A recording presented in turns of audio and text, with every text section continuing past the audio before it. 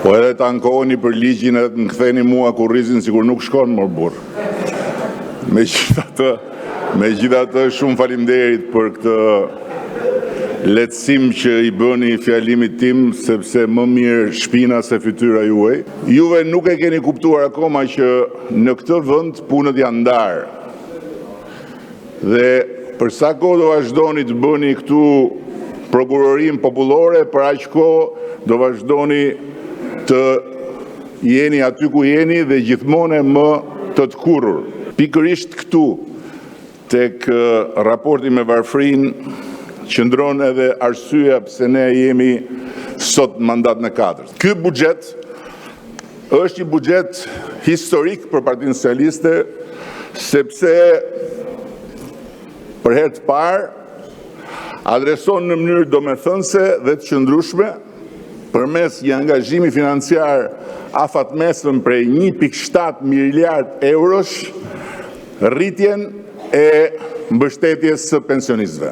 Sa më shumë do thuhet që ne nuk po rrisim pensionet, aq më shumë pensionistët do të binden se nuk ka asnjë alternativë tjetër në Republikën e Shqipërisë për ta dhe për niprit dhe mbesat e tyre përveç Partisë Socialiste të Shqipërisë. Mbrojtja shoqërore arrin sot me këtë buxhet në 257 miliard lekë. Mbetemi besnikërisht të palëvizshëm nga pozicioni ynë se deri në vitin 2029 biznesi i vogël nuk do të paguaj tatim fitimi.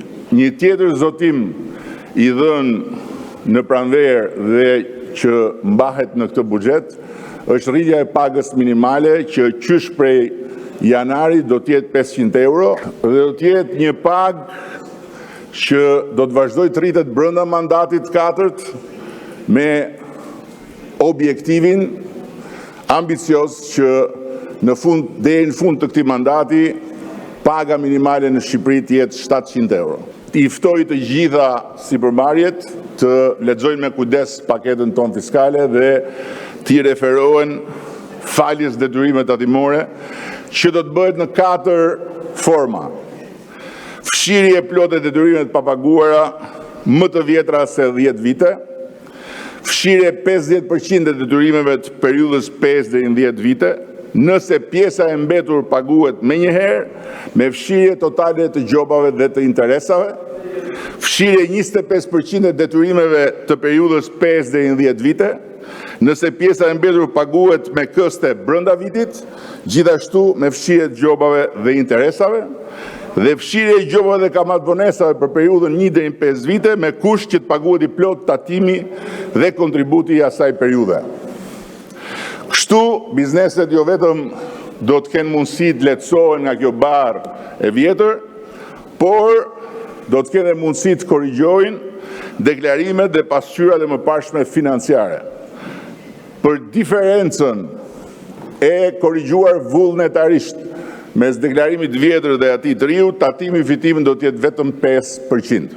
Për herë të parë do të fusim edhe indeksimin periodik të pagës çdo 2 vjet për administratën publike, në mënyrë që të vazhdojmë të fuqizojmë familjet dhe të mbështesim rritjen e standardeve të jetesës. Gjithashtu kemi parashikuar përsëri për herë të parë dhe rritje diferencuara pagash për të mbështetur më shumë punonjësit me paga më të ulta dhe për të siguruar një shpërndarje më të drejtë të kompensimit të gjithë administratëve.